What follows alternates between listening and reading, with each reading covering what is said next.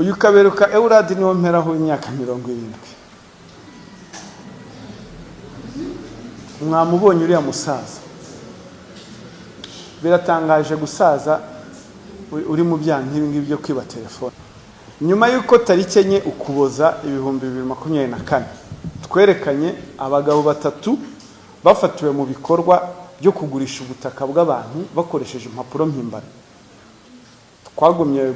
Twakomeje gukora iperereza, hanyuma RIB iza kumenya amakuru ko hari abandi bantu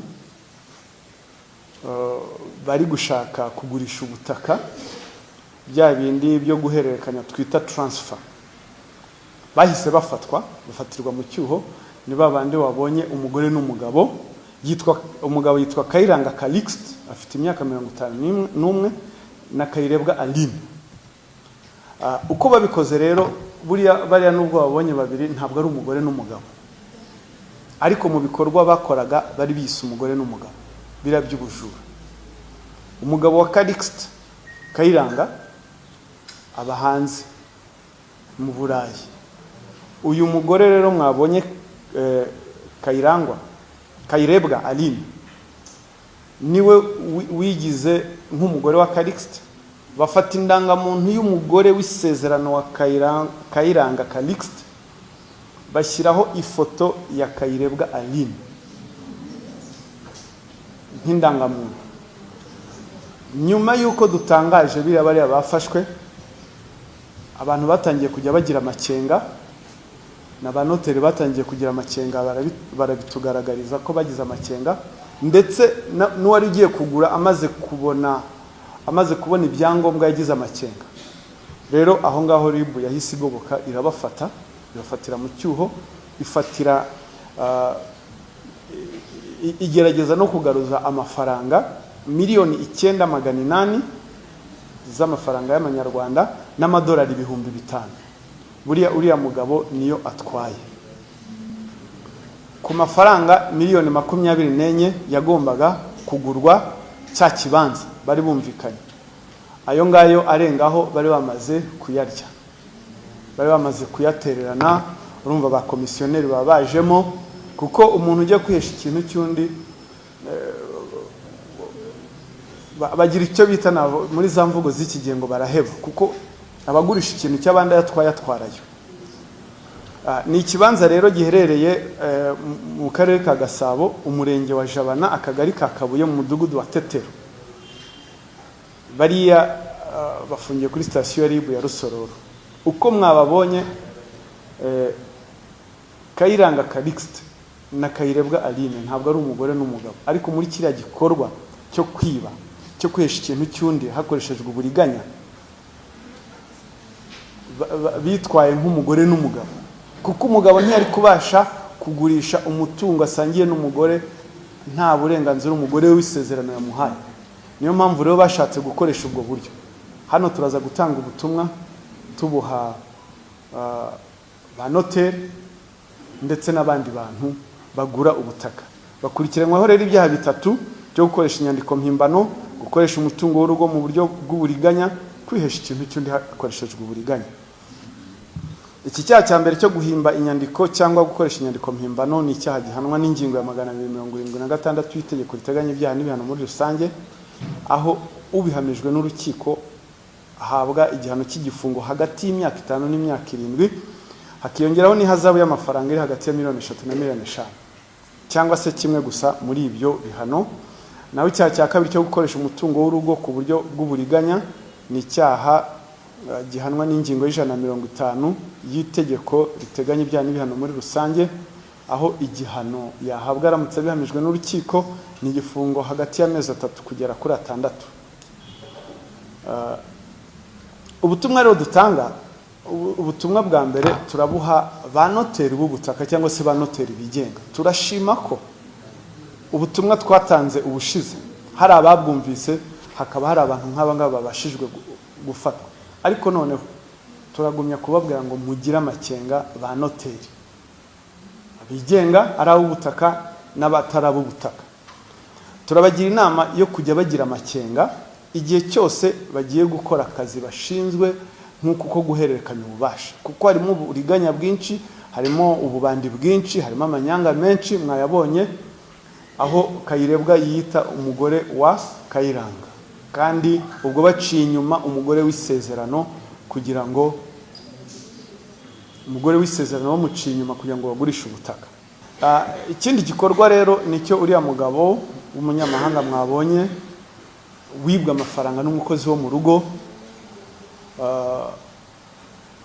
witwa Niyonsenga Esther, akaba yari umukozi wo mu rugo, akaba yaribye amafaranga amadolari, turayita amadolari,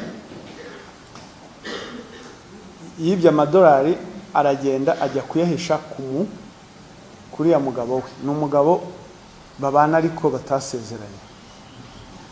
Yibye ibihumbi 2,900, ibihumbi 2,900. Hanyuma amaze kuyiba aragenda ayabitsa uriya mugabo, ariko yose yagarutse nk'uko yayatwaye. Ayibye yose yaragarujwe uko yari ibihumbi 4 by'amadolari, ariya 2,900 niyo yahise ajya guha namwita umugabo we, hanyuma ayandi arayatwara, ariko yose tuza kuyabafatana, hafatanwa ibihumbi 4 by'amadolari n'amarupiya 3,342. Amarupiya ni Indian currency, ni amafaranga akoreshwa mu Buhinde, mu gihugu cy'Ubuhinde. Uko rero we yayibwe yose yagarujwe. Gusa ubutumwa dutanga, iyo ufite amafaranga nk'aya kuki tuyabika muri banki, ko kuyabika mu rugo wumvise ko nawe yavuze ngo yayifite mu rugo ari mu ikofi ngo yibagirwa gusiga adafunze. Ibyo nabyo ni uburangare bushyira mu kaga cyangwa ibyago byinshi amafaranga cyangwa umutungo wawe ufite. Ni byiza rero ko tugira za banki, ni byiza ko amafaranga yacu twajya tuyabika kuri za banki, kuko biyarinda ibyago byinshi byo kuyiba. Ndetse ndasaba ko dutuza telefone dushyire muri silence.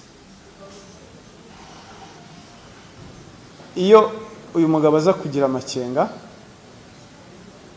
amafaranga akabika kuri konti, ntiyari kwibwa. Agize amahirwe we agarutse yose, ariko hari igihe atagaruka yose. Kuyabika ahantu hagaragarira buri muntu wese, ndetse niko gushyira ibishuko ku muntu, temptation ku muntu runaka, umukozi wo mu rugo. Gusa ntabwo niba bagushyize amafaranga imbere biguha nawe uburenganzira bwo kuba wayiba, nuko nubundi murabizi ko umubaji w'imitima tayiringanije. Wowe bashobora kuyagushyira imbere ukifata, ariko undi bashobora kuyamushyira imbere ntiyifate.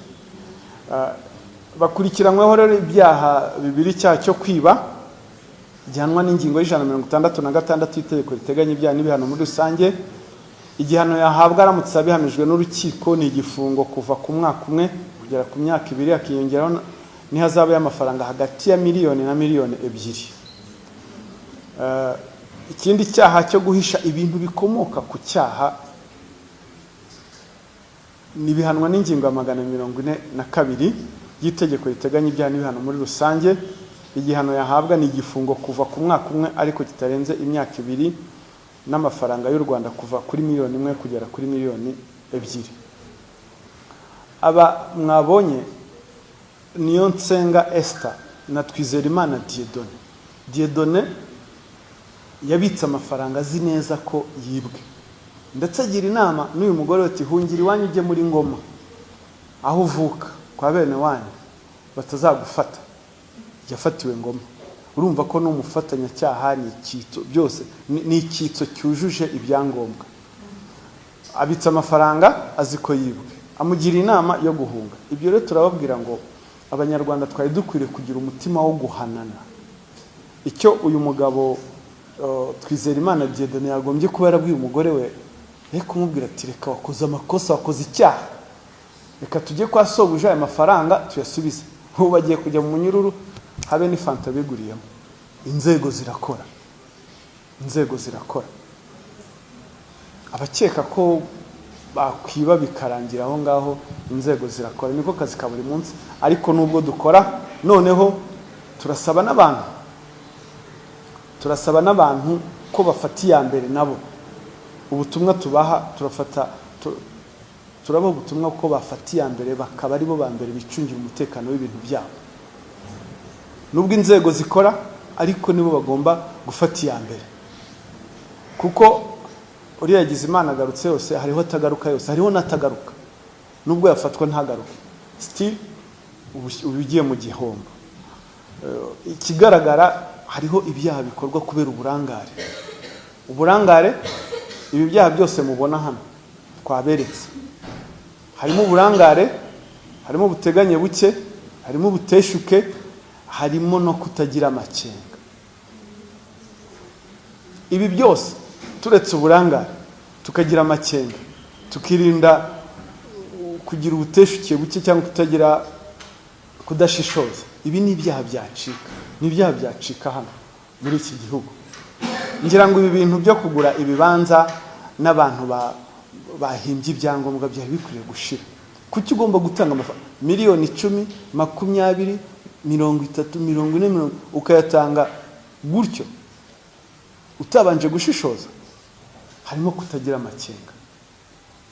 Ikindi, aba bantu mu mayeri bakoresha bakubwira ko ari imari ishyushye, bihuta, bashaka amafaranga, ariko izo mpuhwe zo guteza cyamunara ubutaka bwo muri uru Rwanda, ukumva ko ikintu kigura miliyoni 30 batangira miliyoni 24, 40, gifite agaciro ubutaka bufite agaciro ka miliyoni 60, wabutangira kuri miliyoni 40.